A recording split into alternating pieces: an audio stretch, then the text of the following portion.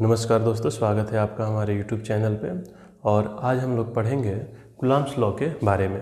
तो पिछले लेक्चर में हम लोगों ने पढ़ लिया था इलेक्ट्रिक चार्ज के बारे में और उस चार्ज की क्या क्या प्रॉपर्टी होती है, और आज हम लोग पढ़ेंगे कूलम्ब्स लॉ के बारे में। तो मैंने कुछ पॉइंट लिख लिए इसलिए ताकि टाइम वेस्ट ना हो, क्योंकि उस समय लिखते हैं तो टाइम वेस्टेज होता है। तो उससे बचने के लिए मैंने कुछ पॉइंट लिख लिए हैं और एक एक पॉइंट बारी बारी से करके मैं सारे पॉइंट को क्लियर करते जाऊंगा। ठीक, तो सबसे पहले हम लोग बात करते हैं कि कूलम्ब्स लॉ बेसिकली होता क्या है। देखिए, कूलम्ब्स लॉ बेसिकली हमें ये बताता है कि कोई भी दो चार्ज हैं उनके बीच कितना फोर्स लग रहा है। हमें तो ये पता था, जब हम लोगों ने चार्ज के बारे में धीरे धीरे हमें पता चला तो हम ये देखें कि अगर लाइक चार्ज है तो वो लाइक चार्ज क्या कर रहे हैं, एक दूसरे को रिपेल कर रहे हैं, और अनलाइक चार्ज क्या कर रहे हैं, अट्रैक्ट कर रहे हैं। तो रिपेल कर रहे हैं, अट्रैक्ट कर रहे हैं, तो इनके बीच में भाई कोई ना कोई फोर्स लग रहा है, तभी तो एक दूसरे को रिपेल कर रहे हैं या फिर अट्रैक्ट कर रहे हैं। तो उस फोर्स, वो फोर्स कितना लग रहा है, उसके लिए कौन दिया, कूलम्ब जो थे उन्होंने एक लॉ बनाया। उस लॉ के अकॉर्डिंग उन्होंने क्या बोला, तो लॉ के अकॉर्डिंग उन्होंने बोला कि जो फोर्स होगा वो directly proportionals to product of charge होगा।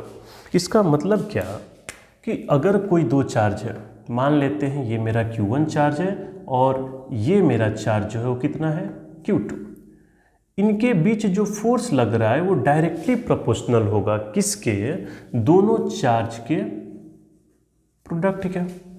ठीक, तो वही लिखे कि directly proportional to product of charge, ये दोनों चार्ज के प्रोडक्ट के डायरेक्टली प्रोपोर्शनल होगा। और फिर क्या है, inversely proportional to the square of distance between them. अगर मान के चले कि इनके बीच का डिस्टेंस जो है वो r है, तो जो फोर्स होगा वो इनवर्सली प्रोपोर्शनल होगा इसके डिस्टेंस के स्क्वायर के। ठीक, तो अगर हम इन दोनों इक्वेशन, ये इक्वेशन 1 और ये इक्वेशन 2 दोनों को अगर हम मिलाएं तो देखेंगे कि force is directly proportional to Q1 Q2 by R square. अच्छा, अगर हम प्रोपोर्शनलिटी हटाने के लिए कांस्टेंट लाते हैं K, तो मेरा फोर्स क्या हो जाएगा, Q1 Q2 by R square. F equals to K Q1 Q2 by R square के बराबर। अच्छा, और ये जो K होता है इसकी वैल्यू कितनी होती है, K की वैल्यू है 1/4 pi epsilon naught. Epsilon not is what, epsilon not is the permittivity of free space, ये फ्री स्पेस की परमिटिविटी है। अच्छा, तो इसकी जो वैल्यू होगी वो कितनी होगी, 9 × 10⁹ और न्यूटन मीटर स्क्वायर पर कूलम्ब स्क्वायर। फिजिक्स से हमें यूनिट का भी ध्यान रखना है। ठीक, तो यूनिट कैसे निकालेंगे वो हम लोग यहाँ से जान गए हैं, सीख चुके हैं। क्यों, क्योंकि ये जो आर स्क्वायर ऊपर जाएगा और कूलम्ब स्क्वायर नीचे आएगा, तो फोर्स का हो जाएगा न्यूटन, डिस्टेंस का मीटर स्क्वायर और ये कूलम्ब स्क्वायर हो गया। ठीक, तो के की वैल्यू आई 9 × 10⁹, ये कूलम्ब स्क्वायर। तो अब हम लोग फोर्स को क्या लिख सकते हैं, F equals to 1/4 pi epsilon naught Q1 Q2 by R square. ये मेरा क्या हो गया, जो मेरा फोर्स है, फोर्स मतलब क्या कि दो चार्ज अगर उनके बीच का डिस्टेंस r है तो फोर्स कितना लगेगा। अच्छा, ये जो फोर्स है ये फोर्स किस पे डिपेंड कर रहा है, एप्सिलॉन नॉट। एप्सिलॉन नॉट अच्छा फोर्स,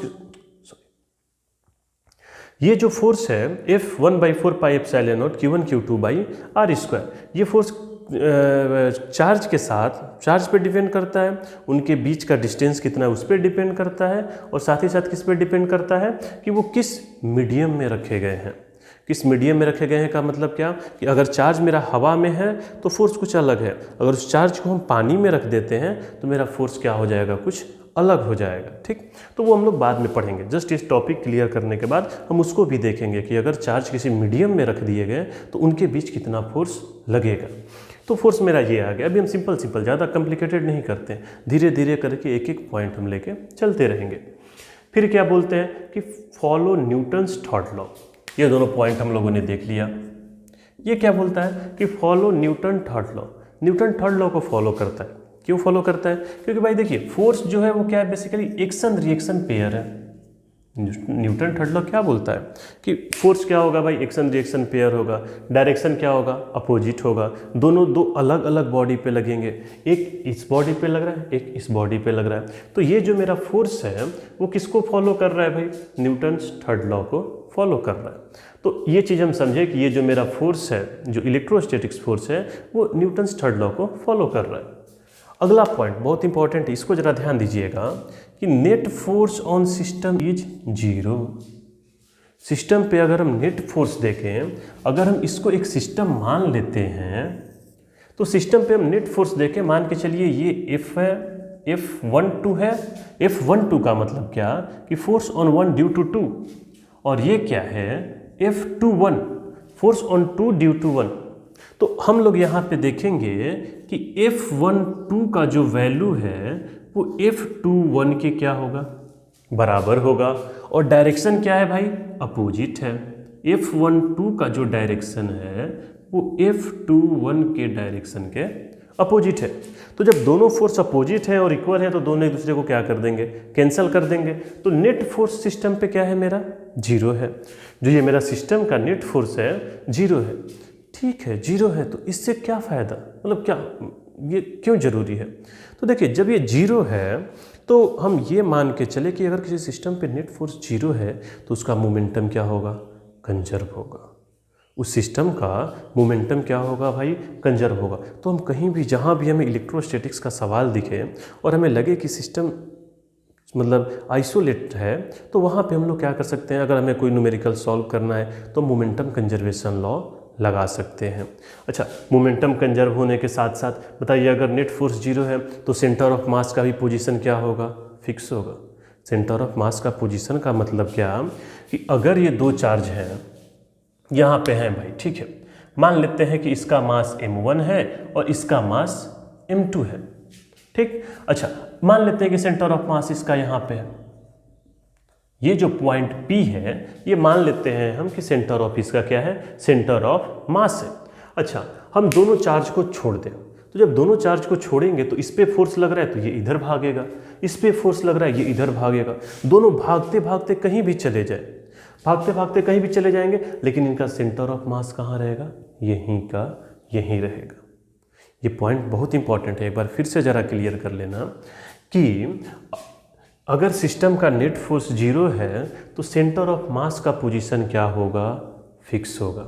सेंटर ऑफ मास का पोजीशन फिक्स का मतलब क्या, ये अगर मान लेते हैं कि ये भाई दो मेरा चार्ज है, मास m1 m2 है और ये इसका क्या है, सेंटर ऑफ मास है। तो जब ये सेंटर ऑफ मास है और इसको हम फ्रीली छोड़ दिए तो ये इधर जाएगा, इस पर फोर्स लग रहा है तो वो उधर जाएगा। दोनों चलते चलते कहीं भी चले जाए, इन्फिनिटी पे चले जाना भाई, इन्फिनिटी पे भी चले जाएंगे ना, लेकिन इनका सेंटर ऑफ मास कहाँ रहेगा, यहीं पे रहेगा। तो ये पॉइंट बहुत इंपॉर्टेंट है, इससे हमें दो चीज़ मिलता है। पहला क्या मिलता है भाई कि मोमेंटम कंजर्व होगा, और दूसरा क्या मिलता है कि सेंटर ऑफ मास फिक्स्ड रहेगा। सेंटर ऑफ मास क्या रहेगा, फिक्स्ड रहेगा। तो इस पॉइंट से हमें ये पता चलता है, जो ये मेरा फोर्थ पॉइंट है कि net force on system is zero. अगर न समझ में आए तो डायरेक्ट तो नहीं पूछ सकते हैं, पर हाँ कमेंट में या फिर कमेंट से ही सवाल पूछ सकते हैं, तो कुछ भी हो पूछ लीजिएगा। पांचवें पॉइंट की बात करते हैं, always act along line joining two charges. ये जो फोर्स है ना, ये जो इलेक्ट्रोस्टैटिक्स फोर्स है, ये जब भी लगेगा ना, ये दो चार्ज मतलब जो लाइन ज्वाइनिंग है इन्हीं के एलोंग लगेगा। इसका मतलब क्या बताते हैं, हम इसको ज़रा रफ कर देते हैं क्योंकि इसका तो अब काम लगभग ख़त्म हो गया, तो इसको हम रफ करके फिर बताते हैं। एक बात बताइए कि एक लाइन बनाने के लिए हमें 2 पॉइंट चाहिए, तो ये 2 पॉइंट से एक लाइन बन गया। अच्छा, और ये जो फोर्स होगा ना, जब भी होगा इन दोनों लाइन ज्वाइनिंग से ही होगा। लाइन ज्वाइनिंग का मतलब क्या, या तो फोर्स इधर लगेगा या तो फोर्स इधर लगेगा। इस चार्ज पे या तो फोर्स इधर लगेगा या तो फोर्स इधर लगेगा। ऐसा कभी नहीं होगा कि इस चार्ज पे इसकी वजह से फोर्स इधर लगे, ऐसा कभी नहीं होगा। तो वहीं लिखे कि always act along line joining the two charges. इसीलिए ऐसे फोर्स को हम लोग क्या बोलते हैं, सेंट्रल फोर्स। ऐसे फोर्स को हम लोग क्या बोलेंगे? Central force. ये मेरा कैसा है? सेंट्रल फोर्स है। ठीक, तो ये पॉइंट भी समझ में आ गया। अगला पॉइंट हम लोग बात करते हैं कि जो इलेक्ट्रोस्टैटिक फोर्स होता है ना, वो कंजर्वेटिव इन नेचर होता है। कंजर्वेटिव इन नेचर का मतलब क्या कि इस फोर्स की वजह से जो वर्क डन होता है ना, वो पाथ पे डिपेंड नहीं करता है। वो किस पे डिपेंड करेगा? इनिशियल पॉइंट और फाइनल पॉइंट। कि कंजर्वेटिव इन नेचर का मतलब क्या कि work done does not depend on the path cover. कितना इस फोर्स से वर्क हो रहा है वो पाथ पे डिपेंड नहीं करेगा। वो किस पे डिपेंड करेगा? सिर्फ और सिर्फ इनिशियल पॉइंट और फाइनल पॉइंट पे डिपेंड करेगा। ठीक, अच्छा, तो ये पॉइंट भी मेरा क्लियर हो गया। ये पॉइंट है नॉट वैलिड फॉर डिस्टेंस 10 का पावर -15। मतलब डिस्टेंस अगर 10 का पावर -15 से कम रहेगा तो वैलिड नहीं होगा। कौन सा? Coulomb's law. क्यों वैलिड नहीं होगा? क्योंकि एक बात बताइए, हमें पता है कि न्यूक्लियस का साइज कितना होता है? 10 का पावर -15।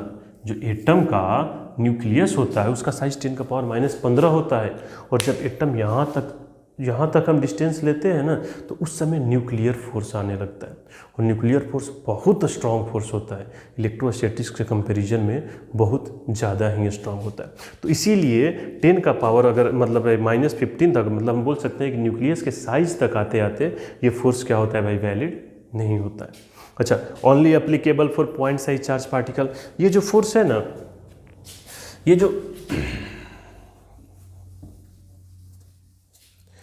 जो मेरा फोर्स है only applicable for point size charge. ठीक, तो ये जो होता है कूलम्ब्स लॉ, ये किसके लिए वैलिड होता है? पॉइंट साइज चार्ज के लिए वैलिड होता है। पॉइंट साइज का मतलब क्या कि जो मेरे बॉडी होने चाहिए उसको पॉइंट साइज हम लेंगे। अगर बड़ा बॉडी लेते हैं तो देखिए, अगर बड़ा बॉडी में भी कंडीशन है, अगर बॉडी इंसुलेटिंग है, ठीक, तो हम इनके बीच का डिस्टेंस ले सकते हैं। ठीक, लेकिन अगर बॉडी मेरा मेटेलिक है, कंडक्टिंग बॉडी है, तो इस केस में हम डिस्टेंस नहीं ले पाते हैं। तो इस केस में मेरा क्या होता है भाई? कूलम्ब्स लॉ एप्लीकेबल नहीं होता है। तो कूलम्ब्स लॉ क्या बोलता है कि only applicable for point size charge. अच्छा है, नेक्स्ट पॉइंट हम लोग बात करते हैं स्ट्रॉन्गर देन ग्रेविटेशनल फोर्स। जो कूलम्ब फोर्स होता है, जो इलेक्ट्रोस्टैटिक्स फोर्स होता है, जो कूलम्ब्स लॉ से आता है, वो ग्रेविटेशनल फोर्स से ज़्यादा होता है। इसकी वैल्यू ग्रेविटेशनल फोर्स से ज़्यादा ही होती है। ठीक है, तो चलिए, हमारे पास 2 सवाल हैं। दोनों सवाल हम लोग बारी बारी से करेंगे और समझेंगे कंसेप्चुअल। अच्छे सवाल हैं। ये थोड़ा इजी है लेकिन वो बहुत बेहतर सवाल है, मतलब अच्छा लेवल है उसका। तो सबसे पहले हम लोग इसको करते हैं। सवाल क्या दिया है, पहले सवाल समझना जरूरी है।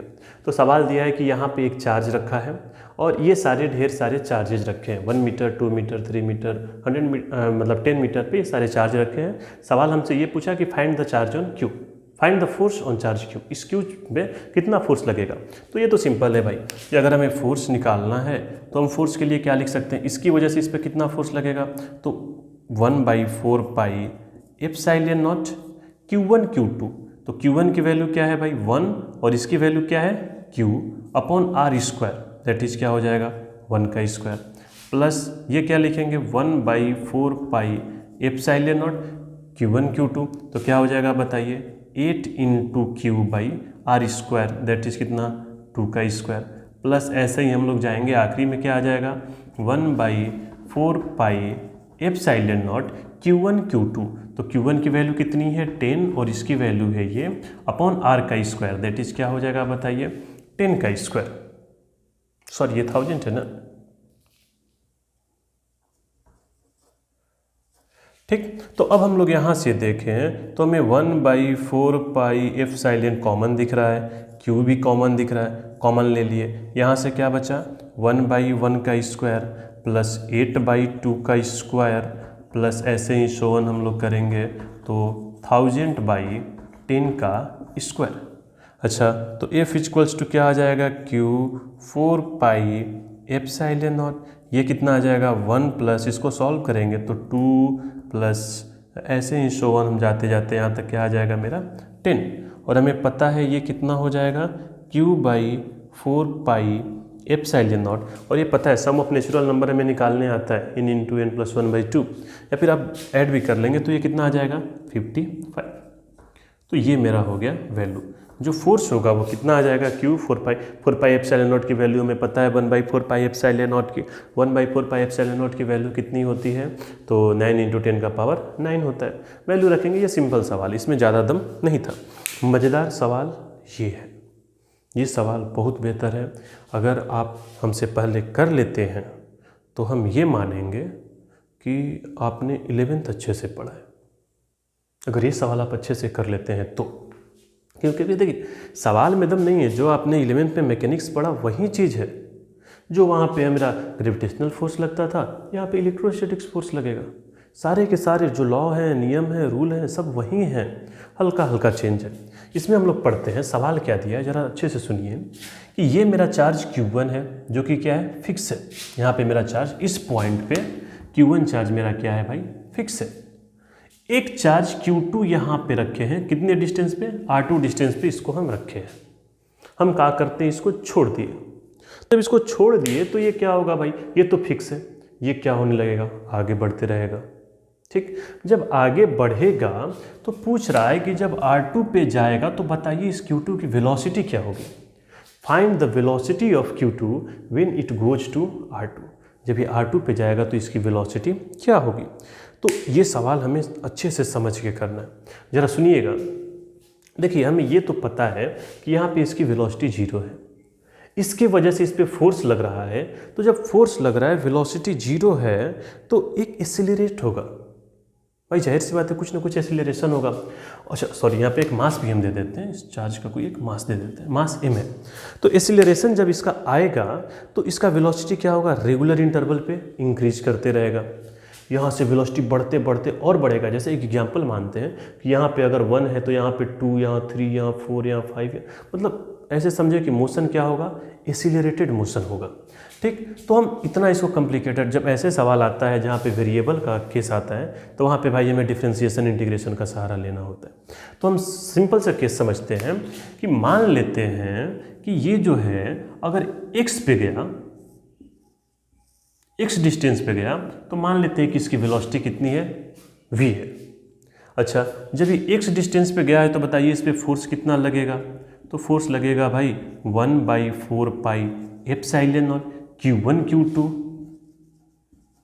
Q2 अपॉन x का स्क्वायर। ठीक, अच्छा, और हमें पता है कि फोर्स क्या होता है भाई, मास इंटू एक्सीलरेशन। तो एक्सीलरेशन की वैल्यू क्या आ जाएगी, अगर मास को नीचे भेजते हैं तो 1/4 pi epsilon naught Q1 Q2 upon mx square. ये आ जाएगा। कुछ हम किए नहीं है, सिंपल सा है, हमने बस केवल मास को क्या किया, नीचे भेज दिया। अच्छा, अब हम लोग यहाँ से अपना काम करेंगे। हमें किस में क्या फाइंड करना है भाई, वेलोसिटी फाइंड करना है। समझना होगा, जरा ध्यान से समझिए कि हमें वेलोसिटी फाइंड करना है, एक्सीलरेशन हमें मिल गया है, तो हम कैसे फाइंड करेंगे। तो हमें दिमाग में तुरंत आना चाहिए कि एक्सीलरेशन और वेलोसिटी में रिलेशन क्या होता है। एक्सीलरेशन, वेलोसिटी और साथ ही साथ डिस्टेंस या डिस्प्लेसमेंट जो बोले, तो उसके लिए एक हमें रिलेशन हम लोग पढ़े थे कि acceleration equals to v dv/dx। मैंने बोला था कि जिनका 11th स्ट्रांग होगा वो इस सवाल को बेहतर तरीके से करेंगे। ठीक, तो एक्सीलरेशन की जगह हम लोग क्या लिख सकते हैं, v dv/dx। dx को इधर भेज देते हैं तो क्या आ जाएगा, 1/4 pi epsilon naught Q1 Q2 upon m, ये क्या आ जाएगा बताइए, mx square into dx equals to v dv। अब हम इसको क्या करते हैं, इंटीग्रेट करते हैं। इंटीग्रेट करने के लिए हम क्या करेंगे भाई बताइए, जब डिस्टेंस मेरा R2 था तो वेलोसिटी कितनी थी, 0। सॉरी, जब डिस्टेंस मेरा R1 था, जब डिस्टेंस मेरा R1 था तो वेलोसिटी था 0। जब डिस्टेंस मेरा R2 होगा तो वेलोसिटी कितना होगा हमको निकालना है, तो मान लेते हैं कि वेलोसिटी कितना है, v है। अब यहाँ से तो सवाल भाई सिंपल हो गया, इंटीग्रेशन है, आप लोग कर सकते हैं, लेकिन फिर भी हम इसको पूरा कर देते हैं। तो यहाँ पे हम लोग देखेंगे कि ये जो सारे चीज़ हैं, ये सारे के सारे क्या हैं, कांस्टेंट है। तो कांस्टेंट को हम लोग क्या कर लेते हैं, बाहर निकाल लेते हैं। तो जब बाहर निकालेंगे तो Q1 Q2 by 4 pi epsilon not m, और ये क्या आ जाएगा बताइए, 1 by x square dx r1 r2, और ये क्या आ जाएगा v dv 0 to v। अच्छा, इसको हम जरा ऊपर इक्वेशन को सॉल्व कर देते हैं, क्वेश्चन मिटा देते हैं।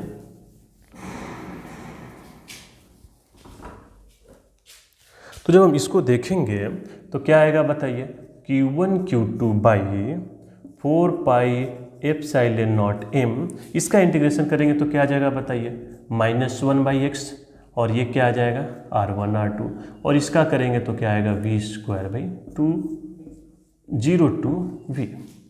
तो ये करेंगे तो Q1 Q2 by 4 pi epsilon m, इसको हम लोग सॉल्व करेंगे, आप लोग सॉल्व करिएगा, 1 by r1 minus 1 by r2, और ये क्या आ जाएगा v स्क्वायर बाई 2।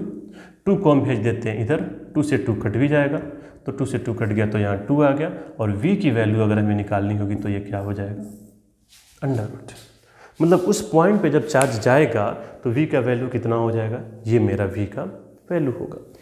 ठीक, तो ये सवाल हमने किया है एक लंबा प्रोसेस से। इस सवाल का एक शॉर्टकट भी है। शॉर्टकट क्या है, कैसे कर सकते हैं इसको, तो फ्रॉम एनर्जी कंजर्वेशन लॉ। कैसे, जरा समझिए ध्यान से। एक छोटा सा हम बस हिंट बताते हैं कि भाई मेरा यहाँ पे चार्ज था, ये तो मेरा फिक्स था, ये मेरा यहाँ पे था, और यहाँ से यहाँ पे आ जा रहा था, ये r1 था, ये मेरा टोटल है r2। बताना था कि वेलोसिटी कितनी होगी। देखिए, हमें पता है कि सिस्टम का kinetic energy plus potential energy क्या होता है, कंजर्व होता है।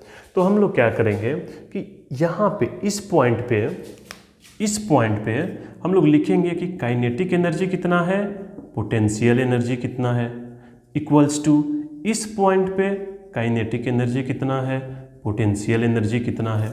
ठीक, और दोनों को हम सॉल्व करेंगे तो यहाँ से मेरा इक्वेशन सॉल्व हो जाएगा और मेरा आंसर आ जाएगा। तो हम लोगों ने ये पढ़ा। तो आज हम लोग इतना ही पढ़ते हैं कूलम्ब्स लॉ के बारे में। हमें पता है लेक्चर थोड़ा लंबा हो जा रहा है क्योंकि न्यूमेरिकल भी करा रहे हैं और थोड़ा अच्छे से पढ़ाना भी है। तो जब भाई अच्छे से पढ़ाना है तो वीडियो थोड़ा लंबा हो जाएगा। अगर आप लोग बताइएगा कि कैसा, क्योंकि ये मैंने फर्स्ट टाइम वीडियो बनाया है, सेकंड वीडियो है, तो एक्चुअली हमें पता नहीं चल पा रहा है कि क्या सही है क्या गलत है। तो आप लोग एक ऑनेस्ट रिव्यू दीजिएगा हमें, ईमानदारी से जो एक रिव्यू होता है कि नहीं आप ऐसे करिए, ये बनाइए, तो शायद उससे मैं कुछ सीखूं और कुछ बनाऊं, क्योंकि हमें इसके बारे में भी कोई आइडिया नहीं है। तो मैं धीरे धीरे अपना एक काम कर रहा हूं, आप लोगों का हेल्प चाहिए। आप लोग अगर हेल्प करिएगा तो शायद ज़्यादा मेरा भी हेल्प होगा और आपका भी हेल्प होगा, साफ साफ बात है। और जो है चैनल को वो लाइक सब्सक्राइब ये सब बार बार बोलना हमें अच्छा नहीं लगता है, क्योंकि ये आप लोगों को चाहिए। अगर आपको लगता है कि ये उसको डिजर्व करता है तो लाइक करिए, सब्सक्राइब करिए और क्या शेयर करिए। अगर नहीं लगता है तो कोई बात नहीं, ज़बरदस्ती मैं किसी को फोर्स नहीं कर सकता हूँ कि हाँ लाइक करिए। अच्छा, मान के चलिए मैं ये देखता हूँ कि अगर मैं अपने किसी को बोल के, रिश्तेदार को बोल के या फिर किसी दोस्त को बोल के ज़बरदस्ती उसको करवा दिया, भाई कर दे, वो कर दिया, क्या करेगा वो करके ऐसा थोड़ी है कि वो तो करके बैठ जाएगा। उसको ज़रूरत नहीं है भाई, जिसको ज़रूरत है वो आपकी वीडियो को देखेगा। आप किसी से ज़बरदस्ती उसको नहीं दिखा सकते। अगर उसका मन करेगा, हाँ ज़बरदस्ती करिएगा, वो खोल के देखेगा फिर बंद कर देगा, तो वो चीज़ है। मैं ये नहीं चाहता हूँ कि लोग ज़बरदस्ती इसको देखें, भाई देख लो यार, ऐसा नहीं। आप इस वीडियो को ज़रूरत लगे, आपको लगे कि अच्छा पढ़ा रहा है जो भी है, तो आप सपोर्ट करिए। नहीं लगता है, जो अच्छा लगता है उसको सपोर्ट करिए। मैं ये नहीं बोलता हूँ कि मुझे ही सपोर्ट करिए या फिर कुछ ऐसा। ठीक, तो हम लोग ऐसे ही धीरे धीरे अपना कवर करते रहेंगे। थोड़ा टाइम लगेगा, थोड़ा मेहनत भी लग रहा है, क्योंकि नहीं पता चल पाता है। आप लोगों को लगता है कि ये बहुत आसान काम है, यूट्यूब पे वीडियो बनाना बहुत आसान काम है, लेकिन मुझे भी पहले लगता था। लेकिन जब मैंने बनाना शुरू किया ना, तो पता चला कि नहीं यार, दुनिया में कोई काम आसान नहीं होता है। रिहर्सल करना होता है यार कि कैसे सही होगा, क्या होगा। क्योंकि कभी कभी होता क्या है कि बोलते बोलते लगता है, दिमाग में आता है सवाल, क्या कर रहे हो, किसको बोल रहे हो, किसको समझा रहे हो, किसको पढ़ा रहे हो, कुछ लगता ही नहीं है सामने ना। हाँ, जो बड़े स्टार बन गए हैं उन लोगों के सामने एक सेलिब्रिटी है कि उन लोगों को लगता है कि अभी हम वीडियो डालेंगे, 10 मिनट में 1 लाख लोग देख लेंगे, उन लोगों को जवाब देना है। हमें दिमाग में कभी कभी निगेटिविटी आता है कि क्या कर रहे हो, किसके लिए कर रहे हो। तो ये सारी चीज़ है, तो इन सारी चीज़ों को लेके चलते, खैर ठीक है, जो है धीरे धीरे चलता रहेगा। और मैं यही कहूँगा कि सपोर्ट अगर आप लोगों को अच्छा लगे तो करिए, वरना कोई बात नहीं है हमें। और हो सके तो अगर आप सपोर्ट नहीं करना चाहते हैं, आपको मेरे में कुछ खराबी लगती है, बुराई लगती है, तो आप ज़रूर उसको मतलब कमेंट में या फिर किसी माध्यम से अगर आप हमसे मेरे पास पहुंचा सकते हैं तो उसको पहुंचाइए, ताकि मैं उसको देख के सुधार करने की कोशिश करूंगा। मुझे लगेगा कि नहीं, मेरे में ये कमी है, मुझे कमी अच्छा लगता है। कोई अगर कमी बताता है तो मुझे पता चलेगा कि ये कमी है और मैं उसको कोशिश करूंगा सुधारूं। अगर नहीं कर पाया तो वो अलग बात है, उसको नेगलेक्ट कर देता हूँ, पर मैं अपने तरह से कोशिश करूँगा।